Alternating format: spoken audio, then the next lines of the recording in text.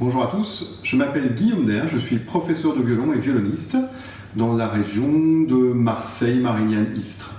Alors aujourd'hui, je vais vous présenter le violon, savoir un petit peu qu'est-ce que c'est que cet instrument. Alors le violon fait partie de la famille des cordes frottées. Alors effectivement, si on prend, ici j'ai un élastique, si je prends l'élastique, que je le tends un peu, je vais arriver à faire des notes.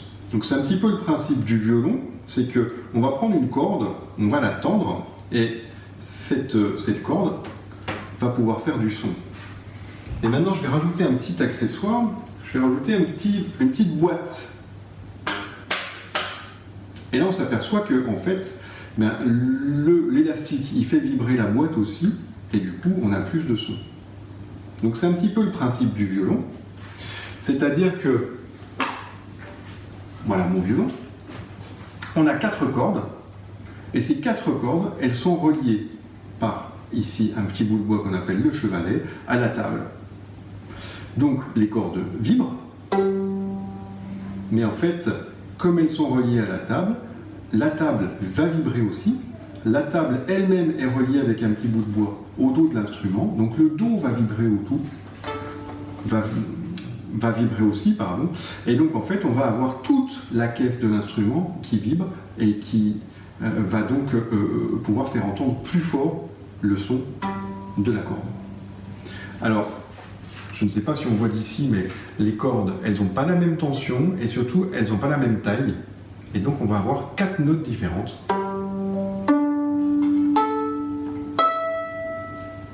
Donc déjà, à partir du violon, on a 4 notes différentes.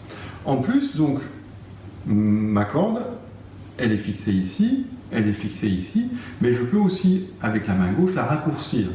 C'est-à-dire que si j'appuie ici, la corde qui va vibrer, elle va être d'ici à ici, elle est plus courte, et donc le son va être plus aigu. Là, j'ôte le doigt, c'est plus grave, je remets le doigt, c'est plus aigu. Donc, en posant les doigts de la main gauche sur une des 4 cordes, je vais pouvoir avoir une infinité de sons différents. Alors, dans la famille des cordes, on retrouve des cordes frottées, on a plusieurs instruments. On a le violon, c'est le plus grand. On a l'alto, qui est son grand frère, qui se joue aussi posé sur l'épaule. On a le violoncelle, qui lui est tellement gros qu'on est obligé de jouer assis et de le coincer entre les jambes. Et puis on a la contrebasse, qui se joue soit assis, soit debout, tellement c'est gros, et qui est posée par terre aussi. Voilà, une contrebasse, ça vient facilement jusqu'à ce niveau.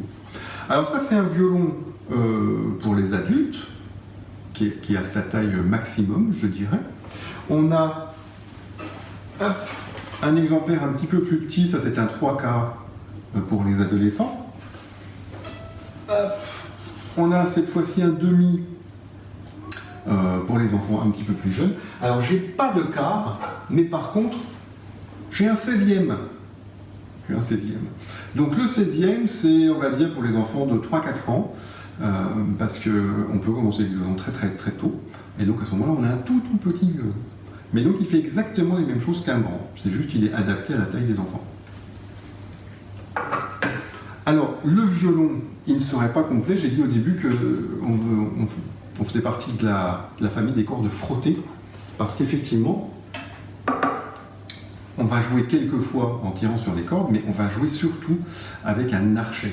Alors un archet, c'est une baguette de bois, un petit mécanisme pour pouvoir tendre ceci, et ceci c'est une mèche qui est faite avec des crins de cheval. Alors ça fait absolument pas mal aux chevaux, hein. C'est comme quand on vous coupe les cheveux, des fois on coupe la crinière ou la queue des chevaux, et puis on en fait une petite mèche qu'on tient avec la baguette, et dessus on va passer de la résine. Alors la résine, elle sert à quoi? Quand vous avez dû déjà toucher du bois de sapin ou de pin, quand vous avez touché ce bois-là, vous avez vu que ça colle. Et la résine ici, c'est exactement ça. C'est-à-dire que si je passe des crins de cheval ou des cheveux sur une corde de violon, on n'attend pratiquement rien. C'est la résine qui va faire en sorte qu'on ait suffisamment d'adhérence pour que on puisse sortir un son. Donc avec mon archet, je vais pouvoir venir jouer sur les 4 cordes. Et puis, avec donc ma main gauche, comme je disais tout à l'heure, je vais sélectionner quelle note je veux jouer. Et en combinant tout ça, je vais pouvoir faire des morceaux. Alors, le violon, techniquement, c'est un instrument assez ancien. On pense qu'il est né aux alentours de 1520. Donc ça fait à peu près 500 ans que cet instrument existe. Il est fait principalement de bois, alors des bois un petit peu différents. Ici par exemple on a de l'épicéa, ici sur les côtés, le dos, on a de l'érable. La touche est en ébène. Ici j'ai des accessoires qui eux a priori sont en buis. Donc voilà, il y a un petit peu différents bois. C'est tout collé avec des colles naturelles, il n'y a pas de colle chimique. Et puis alors les cordes aujourd'hui sont faites en matériaux synthétiques et en métal.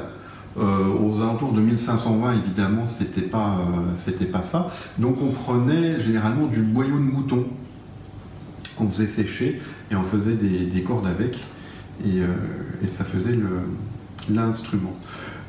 Par contre, donc, c'est un instrument qui a trouvé sa forme assez rapidement et il y a quelques luthiers qui continuent à essayer de trouver des innovations sur le violon, mais donc ça fait au moins 400 ans que la forme du violon n'a pratiquement pas changé.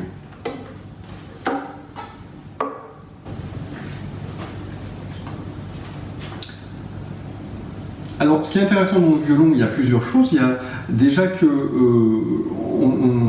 on peut en jouer facilement tout seul. On peut en jouer en duo, en trio, en quatuor. Il y a beaucoup de morceaux qui ont été écrits pour 2 violons alto et violoncelle. Donc ça s'appelle un quatuor.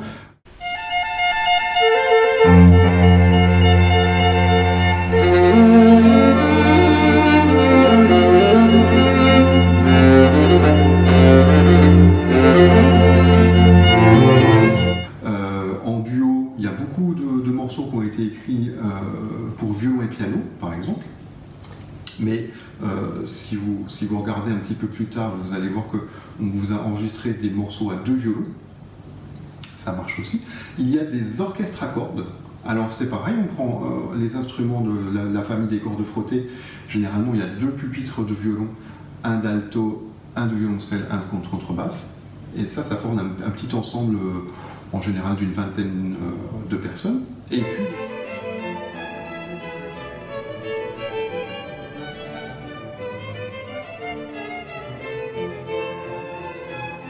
Et puis, le violon est aussi présent dans l'orchestre symphonique.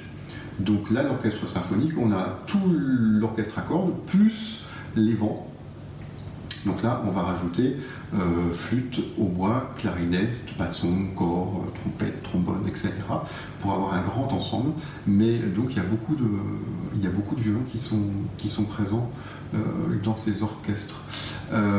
Des symphonies du XXe siècle, il y a à peu près 16 violons par pupitre. Donc c'est quand même les instruments les plus nombreux en fait qui sont représentés dans l'orchestre.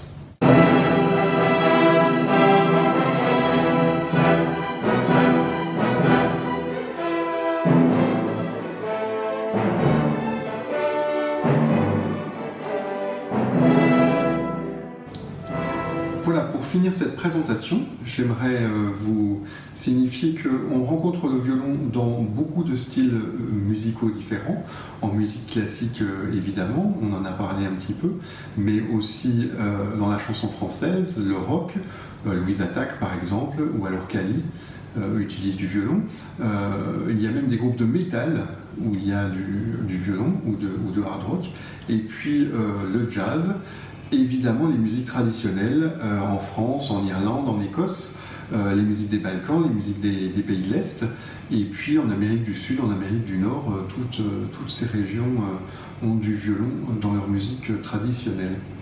Voilà, j'espère que cette vidéo vous a plu. Si vous avez envie d'en savoir plus ou d'apprendre le violon, je vous conseille d'aller vous rapprocher de votre école de musique ou de votre conservatoire le plus proche.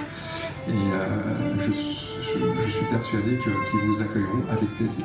Merci, à bientôt.